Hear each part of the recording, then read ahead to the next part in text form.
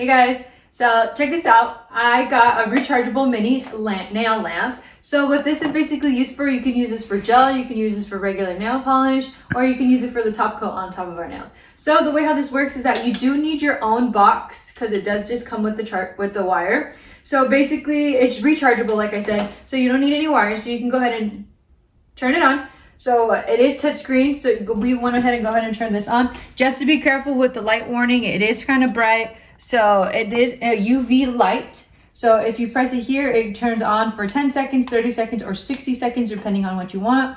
It also has the charge of the battery, so let's go ahead and turn that off. It does come with a little charge of the battery. This is super bright, but what also comes with it is that it comes with these UV protective gloves, because you always want to protect your hands because UV is really bad for our skin, or you want to put some sunblock on. But if you don't have that really quickly, you can just put these gloves on to do your nails, so it can just get the ends of your fingertips, so it's a little bit easier for you to protect your hands. So let's go on ahead and try it out.